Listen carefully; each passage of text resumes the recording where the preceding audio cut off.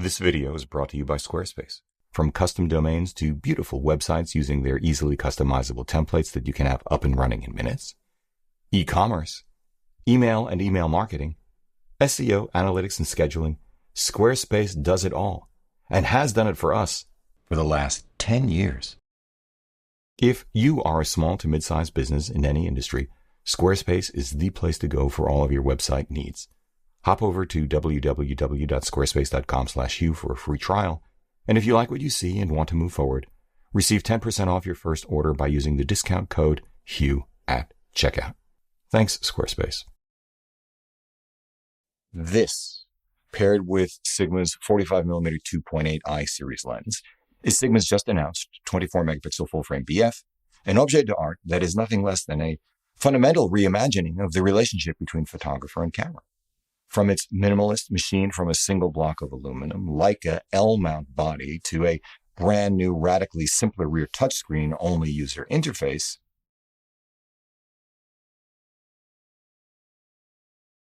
wait a minute.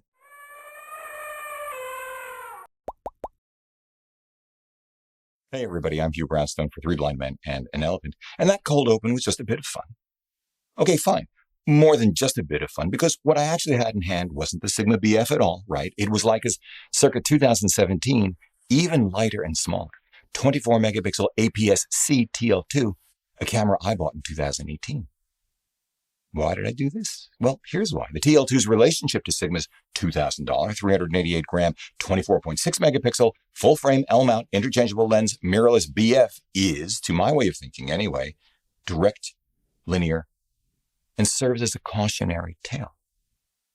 Oh, and because I couldn't get my hands on an actual BF ahead of embargo lift, still haven't been able to get one as of recording, which is fine, all good, I get it. Every company has to make marketing decisions like that. No big deal. Although, given this particular set of circumstances, please do consider this a first look at the BF from afar. Really, my first thoughts. Okay? Good. One, for me, it really does begin here. The BF as in beautiful foolishness, per Sigma's CEO, Kazuto Yamaki, hold that thought, I hope I'm pronouncing his name correctly, owes, either by intention or coincidence, its inspiration to the no longer in production T-series of Leica APS-C cameras first announced back in 2014. These were the first cameras to use what was initially called the T-mount, subsequently renamed L-mount with the arrival of the full-frame SL a year later, and are thus the foundation of today's Leica L-mount alliance. Which is to say, the BF is a minimalist, Apple-like, think different approach to hardware and software for a new generation of, well, I was about to say photographers, but I wonder if perhaps user is a more apt label, just as was the Leica T more than a decade ago. From that 5-axis CNC machine from a single block of aluminum Leica L-mount interchangeable mirrorless lens body, with which, by the way, my partner Ed and I have more than a passing familiarity, because this is precisely the same approach and technology we use for our Helium Design Lab camera grips. Non-traditional strap attachment points, non-traditional switchgear, a fixed touch rear screen with an entirely new user interface and permanent internal storage, to the absence of an integrated EVF, the absence of integrated flash, absence of IBIS, absence of any ports beyond a single USB-C, all hallmarks of the T-series as well. And get this, given DP Review's 2017 review headline of the TL2, the Leica TL2 is a good, slightly silly, but great-looking camera. I mean, come on, how could I draw any other conclusion?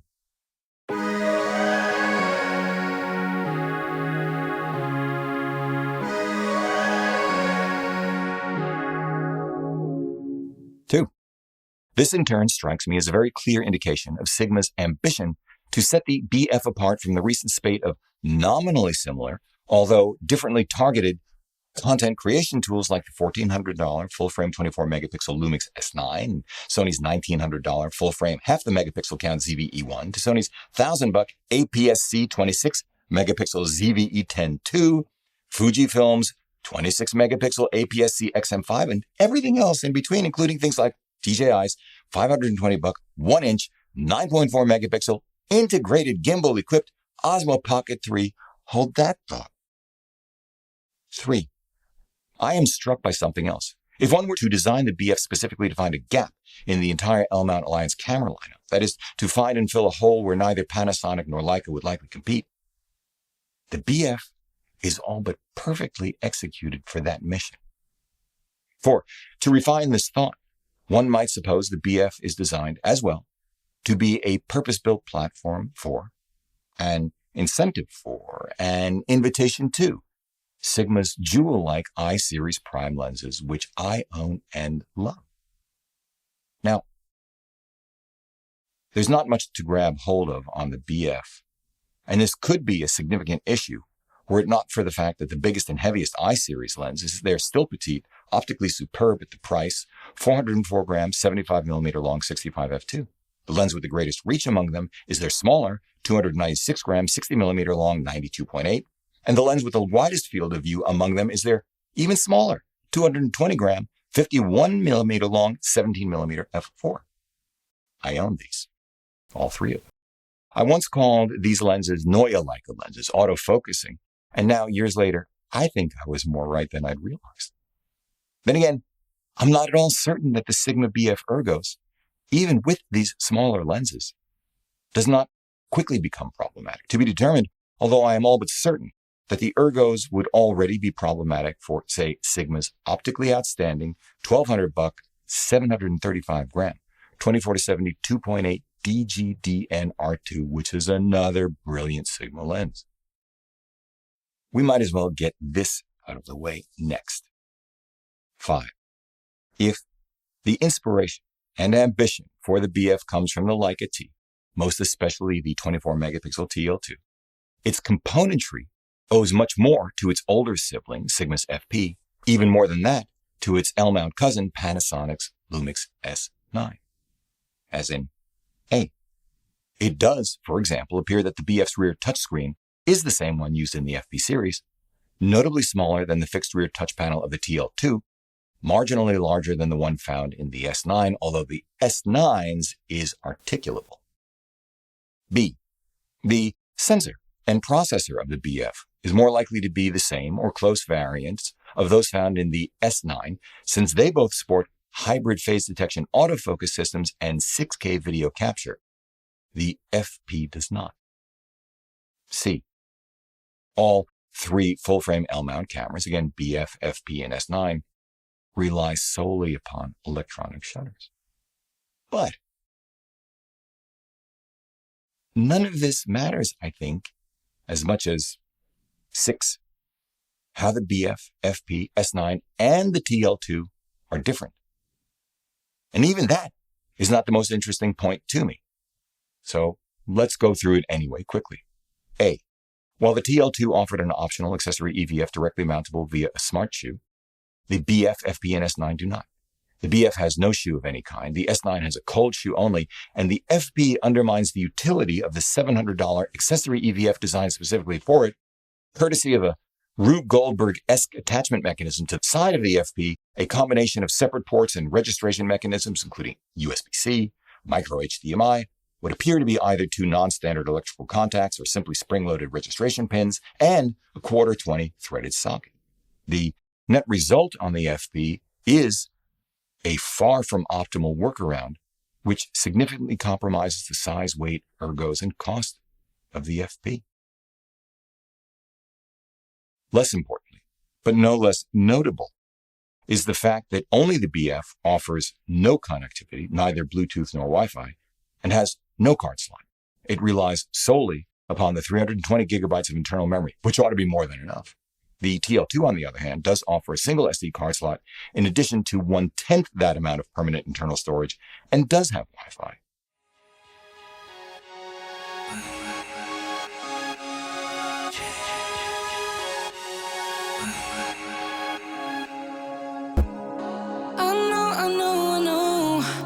it's scary sometimes, but I know we're safe. Two peas in a pod. The S9 has all three and a fabulous set of apps, along with an online downloadable LUT store. The most important functional differences among these four cameras?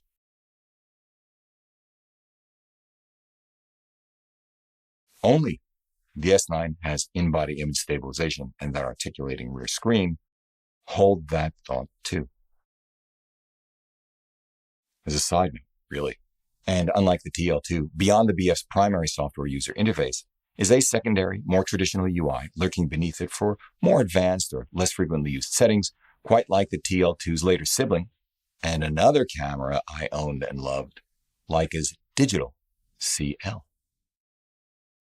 All of which leaves us with a pile of questions, essentially boiling down to just a few. 1, for whom is the Sigma BF? 2, how well does it work in practice? And 3, how well will it be received in the market? Now, I cannot answer any of these questions with certainty, but if past this prologue and in no particular order, I can say this. 1, the TL2 was a brilliant concept, beautifully executed in the metal, but I quickly replaced it with the CL with its integrated, higher spec EVF because the Type 20 VisoFlex, which did compensate for the fixed rear screen, not only for compositional purposes, but for the difficulty of being able to see anything on it in bright daylight, was simply not good enough to achieve critical focus with the manual focus only M lenses for which I'd bought it. 2, the size, weight, and unwieldiness of the FP Series EVF solution in my hands so altered the appeal of the camera that, along with the electronic-only shutter, the notion of what it could have been, what I had fervently hoped it was, evaporated.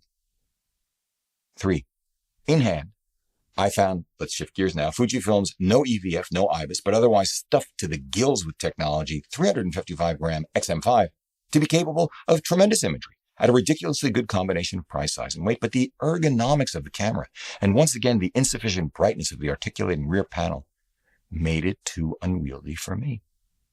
4, even though it is larger than the XM5, in hand the full-frame S9's petite size and lightweight when compared to other full-frame cameras.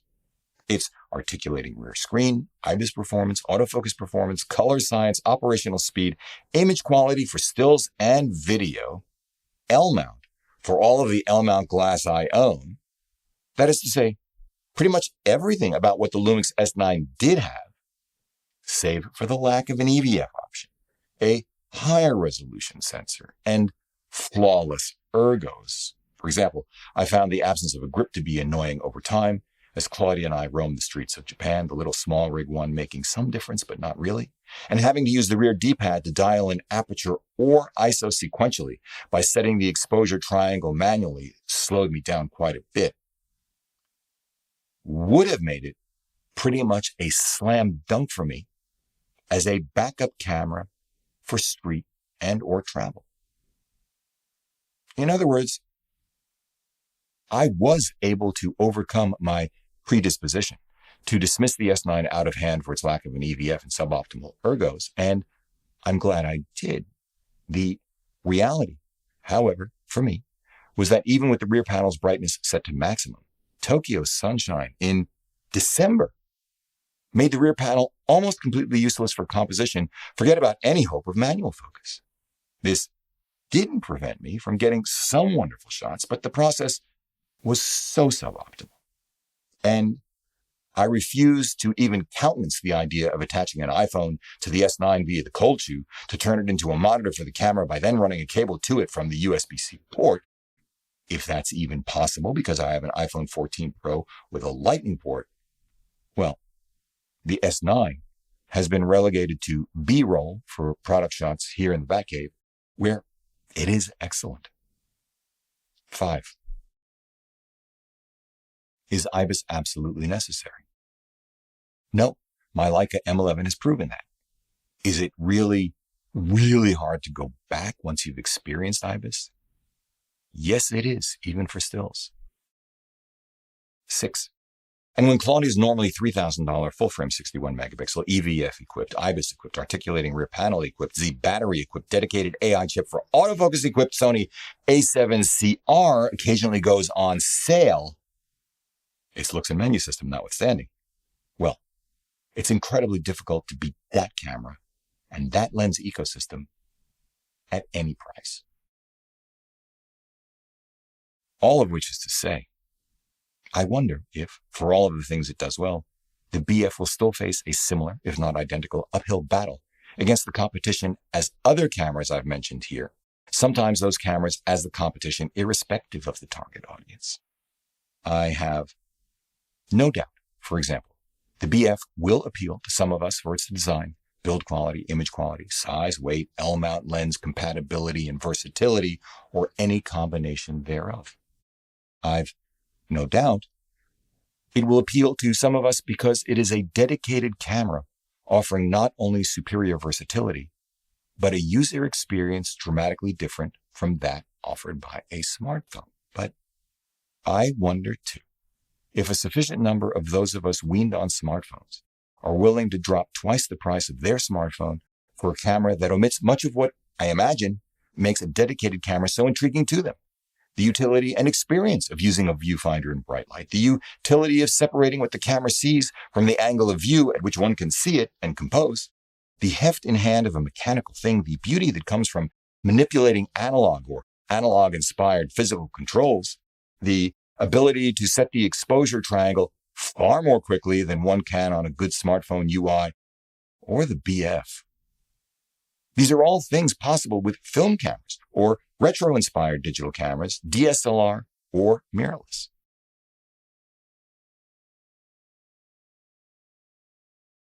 But the BF is not quite either of those things, and all dedicated cameras, including the BF, are more difficult to use than smartphones for smartphone users, especially if one considers the speed and ease with which one can then post to social media. Fine, there, I said it out loud. I wonder if those of us weaned on dedicated cameras, on the other hand, are willing to, irrespective of price, give up the creature comforts and or practicality of larger, more fully featured, mirrorless, interchangeable lens cameras. I wonder if those of us weaned on smartphones or dedicated cameras seeking to pare down their kit or get a bit of that Leica experience will prefer the superior beauty, build quality, image quality, and versatility of the BF over the significantly smaller, lighter, and less expensive at $1,600, get this, 17 megapixel, micro four thirds, integrated EVF equipped 24 to 70 millimeter full frame equivalent field of view, integrated and collapsible zoom lens equipped Leica Deluxe 8. I even wonder if something like my little circa 2010 1/1.7 inch 10 megapixel Canon PowerShot S90 point and shoot with its fixed 3-inch low resolution rear panel, integrated collapsible 28 to 105 millimeter full frame field of view equivalent zoom lens, a camera I've never been able to bring myself to sell, and if you can find one in good shape used, might just as easily satisfy one's itch for any of these considerations as any other camera here.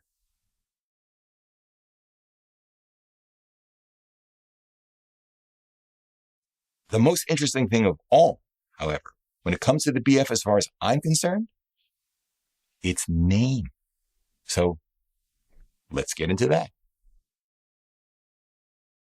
In order to do that, we need to dig into Kakuzo Okakura's The Book of Tea, a slim volume published in English in 1906, which Sigma CEO Yamaki credits as the inspiration for BF as in beautiful foolishness.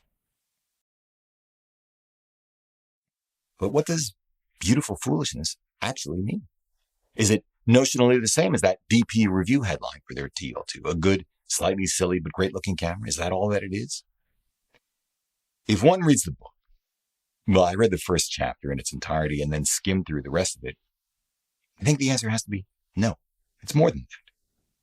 The full sentence in which that phrase is found is this: let us dream of evanescence and linger in the beautiful foolishness of things. Okakura was nominally writing about tea, so what the heck does that sentence mean? Well, that sentence comes at the end of this paragraph in the book's very first chapter.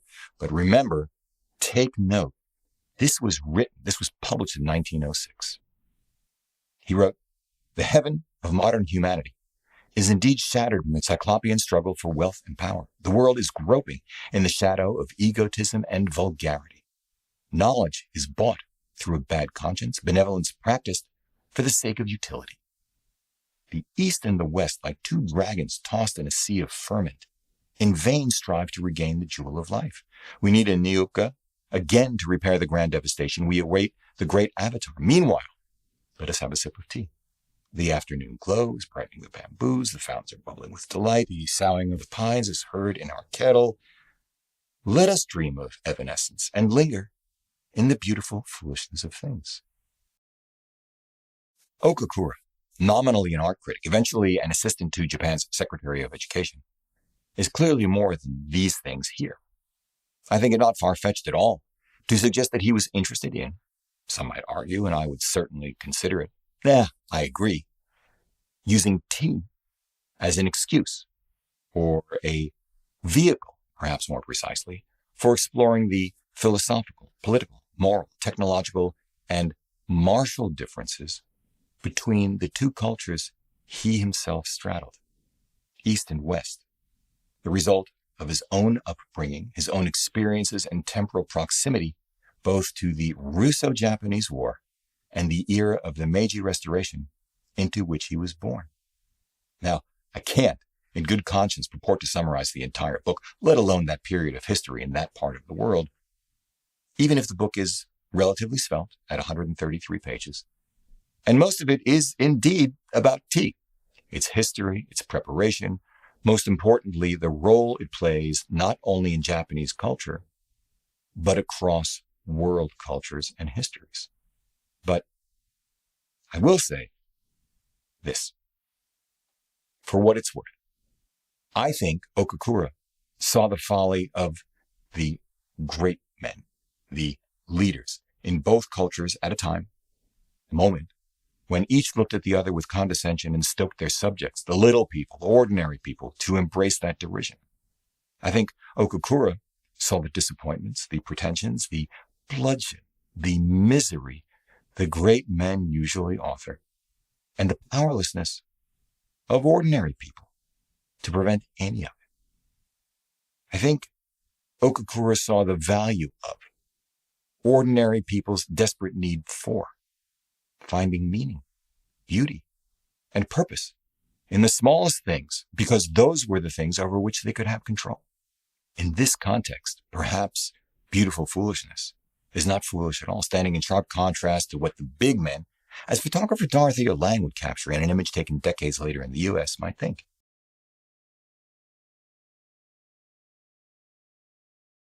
It is a critically important way to preserve one's sense of self, to be at peace with one's circumstance. Most of us don't need all that much to be happy. There is nothing foolish about that either. Freedom from want, freedom from fear, where does that come from?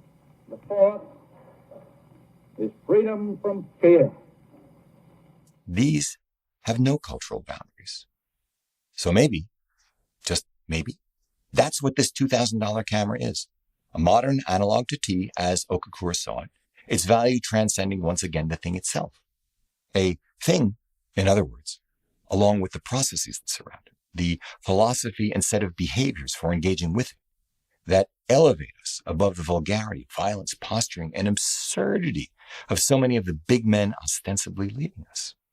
An intimation that embracing the BF as it is, on its own, as a thing and a ritual to help keep one's sanity in today's increasingly insane world, an era in which we face the very same kind of moral, political, philosophical, intellectual, spiritual, technical, martial, and economic issues humanity faced at the fin de siècle of the 19th century. Then again, the BF may not be any of that really, but instead the full-frame Leica TL3 that Leica chose not to build, as I suggested at the beginning. Perhaps it's a way to sell the extraordinary, really, they're lovely, I-series Sigma lenses, while avoiding a classic red ocean competitive bloodbath, which may or may not be successful. I think in that case, a quick Mark II with optional EVF would help a lot, as might an additional accessory or two, at least one additional port. But what do I know? This video is brought to you by Squarespace. From custom domains to beautiful websites using their easily customizable templates that you can have up and running in minutes, e-commerce, email and email marketing, SEO, analytics, and scheduling, Squarespace does it all and has done it for us for the last 10 years. If you are a small to mid-sized business in any industry, Squarespace is the place to go for all of your website needs. Hop over to www.squarespace.com/Hugh for a free trial. And if you like what you see and want to move forward, receive 10% off your first order by using the discount code Hugh at checkout. Thanks, Squarespace. If you like what you've seen here today, please give a thumbs up, subscribe to the channel, join the conversation in the comments section below because this is an exceptional audience. If you'd like help with a portfolio review, gear selection, finding or honing your artistic voice, sign up for a one-on-one mentoring video call via Zoom at 3bmep.com/booking. Finally, please consider supporting our work by using the no-cost Hugh affiliate links down below, sending us coffee money via PayPal, or most especially, joining us on Patreon, links down below as well. However you choose to support us, as always, we thank you for it.